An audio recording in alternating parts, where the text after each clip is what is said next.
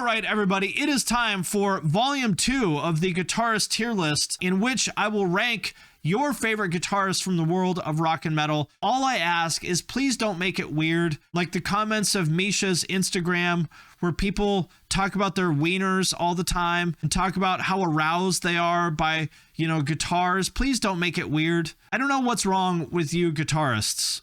You're a very strange breed. And as much as I want to be open-minded and not judge anybody's kink, getting aroused by guitars is weird and you should stop. But let's talk about guitarists. That's what we're here to do. By the way, I should say, as always, we're ranking them not only by their musical ability, although that's part of it, but we're also ranking them by how much we would like to invite them to the barbecue. Because listen, if you can play guitar, that's cool, but you can't come to my barbecue unless you're also a cool person. And speaking of cool people, we've got your man Dino from Fear Factory, Brujeria, Asesino, probably some other bands I'm not thinking of right now. And I gotta say, it is time to put some respect on Dino's name, okay? Really, the whole style of guitar these days, the way that people play modern metal guitar, Dino is one of the founding fathers of that. Like the whole style now of people playing like those really tight chugs with the kick drum like in perfect sync with them to make it sound like really heavy and have all that attack. Dino is really the guy, probably. It's like Dino and Meshuggah, I think, are probably the two people who pioneered that. And remember, Fear Factory started in like 1989, I think. So he's been doing this shit for a very, very, very long time. He's not like a super flashy technical guitarist in the sense of like he's not a shredder, but as far as riffs go, I mean, he is an absolute riff god. Personally, I don't really care about solos and all that kind of stuff. I'm more of a riff kind of guy. Man, I mean, Fear Factory, Brujeria, like those are two of the most like monstrous riff bands you will ever hear. And is Dino a cool guy? Well, listen, I don't know him super well. Talked to him on the internet sometimes, did a podcast with him. There's some people, who perhaps like Tommy Vexed that did not get along with Dino. But I gotta say, who do you believe is the problem here? Dino or Tommy Vexed? In this altercation, who do you believe is perhaps the one that caused the problems? I'm willing to bet that Tommy was perhaps the bad guy in that situation. I've always had great experiences with Dino. He's from Whittier, I think, right? He's from East LA. So I feel like he would probably show up with the best tacos you've ever had in your life. And I feel like he would be a great guest. I'm on Team Dino. Let's put it that way. I'm on Team Dino. Justice for Dino. That's what I say. In all seriousness, I really think he deserves to be mentioned in the same breath as the guys in Meshuggah. And, I think he does get a lot of credit, but I think he deserves even more credit than he gets. So I am on Team Dino. He is officially invited to the barbecue. If he could bring some asado tacos, that'd be cool. Even if he shows up empty-handed, he's still invited. I'm putting him on the S tier. That's what I think. Now, how about Buckethead? Here's my thing. I've said before about my issue with like zany outfits. I'm not into it. I don't like the weird outfits. It's zany. I don't know what he's like as a person, but I feel like anybody whose public persona is like guy who plays guitar really fast in a KFC outfit, I don't know about that. I don't know if that's the person that I want to bring to my barbecue. I've heard about what he did in the studio GNR, and man, the weird isn't an act. Yeah, I mean, that seems likely to me. He's one of the weirdest people ever, according to anybody who's talked about him. Well, I don't like weird people. I just don't. I understand that, weird people have a place in this world. Weird people create great art. And I respect that, but I don't like being around weird people. And also, the KFC thing. I'm not on board with the KFC thing, okay? Popeyes is the superior fried chicken, and I won't hear anybody tell me otherwise. I'm a big fan of chicken sandwiches, and I've tried them all. The KFC chicken sandwich, it's not bad. It's not bad. It's okay. But the Popeyes chicken sandwich is absolutely god tier. So I feel like I would like Buckethead a lot more if he at least had a Popeyes bucket on his head. Respect to him for his guitar abilities.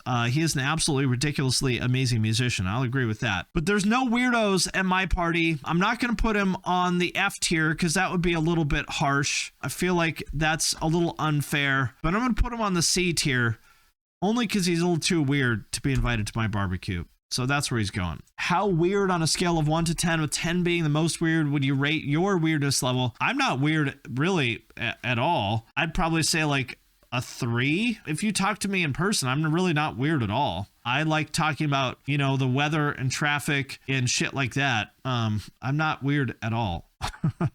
You guys are the weirdos. That's right. I'm the cool jock. Kick rocks nerd. Okay. How about, we'll talk about somebody modern, okay? How about, oh no, not Jason Richardson, the basketball player, Jason Richardson, the guitarist. Do you guys know how fucking good this guy is at guitar? Are you aware of this? I'm going to show you. Let's find something so you know how goddamn good this guy is. Inhuman. And I assure you that this is all fucking real. He's not one of these guys that records 2 notes at a time. He's fucking legit. No, it's not fake like Rings of Saturn. Look at this shit.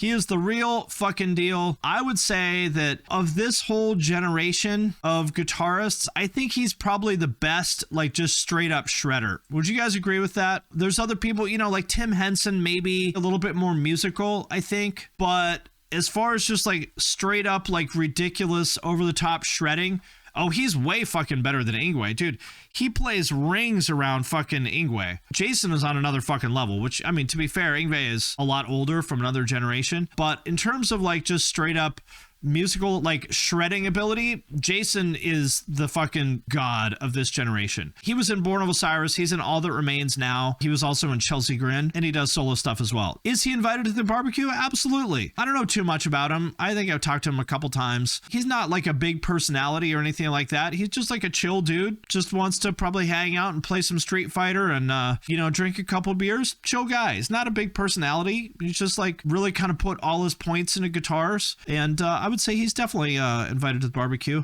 Put him on the A tier. That's where he goes. Jason, you're invited. Solid dude. Great player. Yeah, unproblematic. Absolutely. You know what? I'm going to be very biased here, okay? This is going to be a great barbecue. Some of you may accuse me of dropping names here, but I'm just going to do it anyway. Your man, Chris Garza of Suicide Silence. Now, here's the thing with Mr. Garza. For those who don't know, Chris started Suicide Silence. As far as I'm concerned, Chris Garza is the Jeff Hanneman of deathcore. I think that he is the one who perfected like deathcore, you know, as a style before anybody else did. I don't think he gets the respect he deserves as just like a riff master. He's not like, I don't even know if he plays solos at all. I don't think he does, but he's a great rhythm guitarist, like incredible songwriter, tons of tone, tons of feel. Yeah, great right hand. And really good dude. I've been very grateful to become friends with him over the past few years. Super good dude. Absolutely invited to the barbecue anytime. You guys know that I love Suicide Silence, and I think Chris is a great dude. I mean, look at this. Chris Garza and Dino Cazares at the same barbecue. You know it's going to be lit. You know it's going to be lit. I don't know if they're friends or not. Seems like they would be. But this is shaping up to be a good barbecue. You know who else I'm going to invite? Another person who I am grateful to say is a friend. Misha Mansoor of Periphery. Another person who I've known for probably 10 years or something like that. Great dude. Great guitarist. Misha, as far as I'm concerned, people credit Meshuggah for inventing djent, and I don't really think that that's true. I think Misha is probably the most influential person in djent, because I think Periphery is really more of the template for djent than Meshuggah is, because like, you know, Meshuggah is just sort of, especially now, is just sort of like long and weird sort of grinding songs that have cool riffs and stuff. But if you listen to like modern djent bands, they sound more like Periphery than they do Meshuggah. Obviously, Periphery, very, very, very influenced by Meshuggah, and Misha would probably disagree with everything I'm saying, but this is my opinion. So I have a ton of respect for Misha and also his tone and shit like that. I agree with this. Yeah, Misha invented djent. Meshuggah was the new wave of British heavy metal that led to the creation of thrash. I think that's exactly right. And listen, huge respect to Meshuggah. They're a great band, but I think Periphery, and specifically Misha, because, you know, Periphery was started by Misha back when he, you know, did the Bulb stuff back in the Forum days. I think Misha is one of the most influential guitarists of this generation, like, you know, beyond just like djent. I mean, to me, like, that sound is one of the most influential things on like any kind of heavy music. Also, great dude, super smart, really, really, really sharp guy, and I am actually friends with him. So of course, Misha is invited to the barbecue. Look at this, people. We've got Dino. We've got Garza. We've got Misha. Jason might show up. This is shaping up to be a pretty great barbecue, I think, right? Would you come to this barbecue? I absolutely would. We got a good question here. Where does James Hetfield stand? Where does James Hetfield stand? Let me tell you something. I'm not a huge Metallica fan. In fact, I'm a Metallica disliker. But in terms of rhythm guitar, James Hetfield is one of the all-time greats. Like, I'm not saying by the standards of his time. I'm saying even by contemporary standards, when it comes to just like straight up like down picking, there's still very, very fucking few people who can hang with James Hetfield in terms of down picking. Like, good luck playing that shit. Give it a try. Good luck. For the whole song, by the way. Try playing this for, I don't know how long Master of Puppets is, like 4 or 5 minutes. Try playing that entire song this tight. Not for 30 seconds, but the entire song. I mean, this shit, he's a god. A master is 9 minutes. Okay, there we go.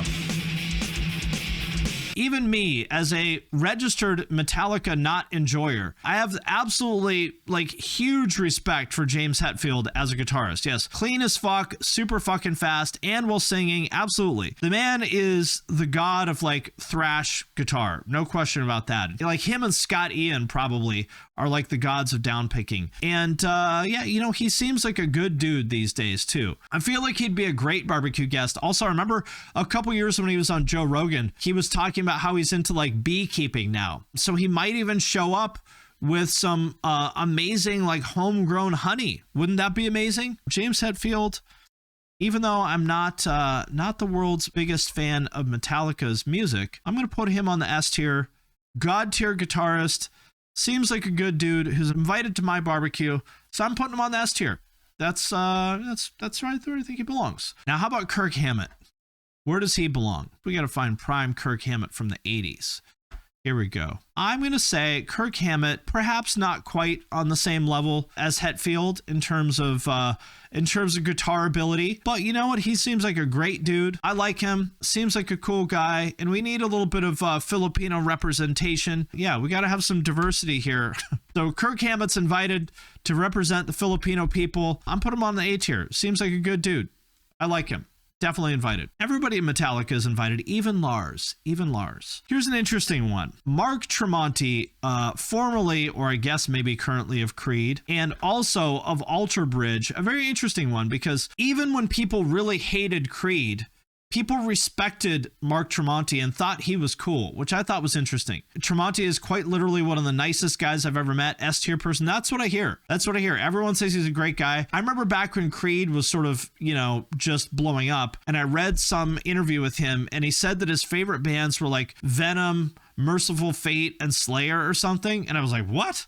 The guy from Creed likes Venom? And of course, now I can hear it in his playing. But yeah, an interesting one. I would say, you know, I think with all due respect to Mr. Tremonti, you know, I'm not sure that I would categorize him as a guitar god as some people do. I'd say he's like pretty good, but maybe not on the same level as some of the other people on this list in terms of guitar ability. But he does seem like a great dude. Anybody like him that's gotten as much hate as he has and still manages to be like a solid dude, you know, you never hear a bad thing about Mark Tremonti. Here's what would happen with Mark Tremonti is like, I don't know if he's Christian or not. I feel like he's like probably used to be Christian, but like isn't really anymore. And so here's what I would do. I would invite Mark to the barbecue and I'd say, Mark, would you like to say grace? And he'd be like, oh, no, I'm good. No, come on, please say grace.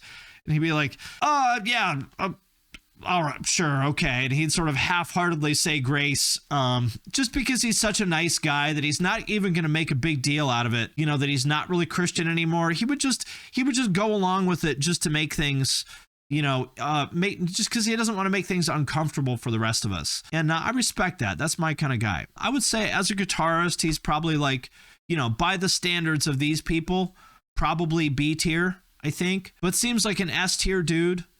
So I'm going to put him on the A tier. And look at this. Tell me how much you would like to go to this barbecue.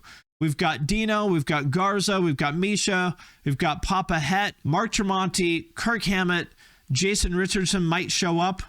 I feel like this is a pretty great list. We got to fill out the F tier though, which of course, you know who's going to go on the F tier.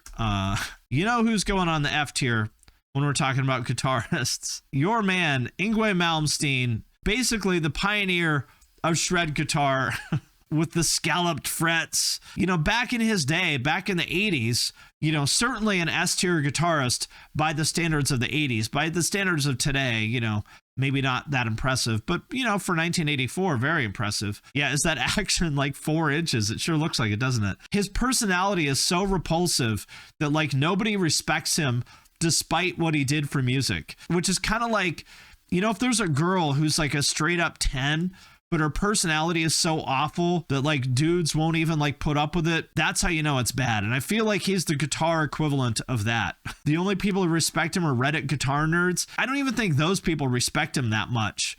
I think everyone just thinks he's a fucking clown. Here's the real question.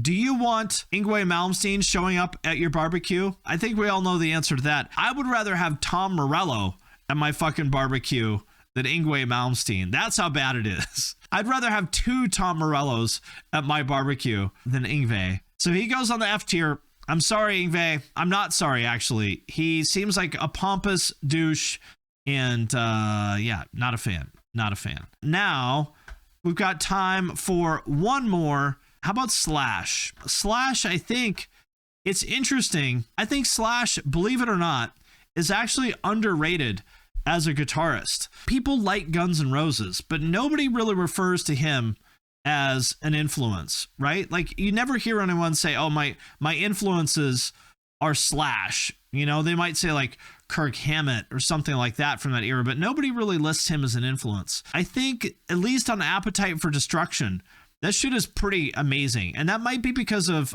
Izzy Stradlin, though, as far as those arrangements. I don't know. I think he's underrated. He's got a lot of feel, you know, a lot of vibes. Nothing super amazing or anything like that, but, you know, solid. And do we want him to come to the barbecue? I feel like he might show up wasted, but he's probably so good at being wasted that I think even if he did show up shit-faced, I think he'd still probably be a pretty good guest. So I'm willing to extend an invitation to Slash. If he doesn't show up, I'm okay with that too. Feel like, yeah, you know, Slash might stop by. We'll see. Maybe he'll come, maybe he won't. Either way, we're good. So for that reason, I think he belongs on the B tier, right in the middle there. Yeah, he would sit in the corner, wasted, playing with his pet python and smoking, but he wouldn't bother anyone. I think that's a fair way to put it. You know, if Slash wants to stop by, cool. If he just wants to chill at home with his Python, that's cool too. Either way, we're going to have a good party. So there it is, people. That does it for volume 2 of the guitarist tier list. Join us for this absolutely incredible barbecue with Dino, Garza, Misha, Hetfield, Mark Tremonti, Kirk Hammett, and, you know, maybe Jason Richardson will stop by too. And also join us next time for part 3 of the guitarist tier list. That's right. I'm the cool jock. Kick rocks, nerd.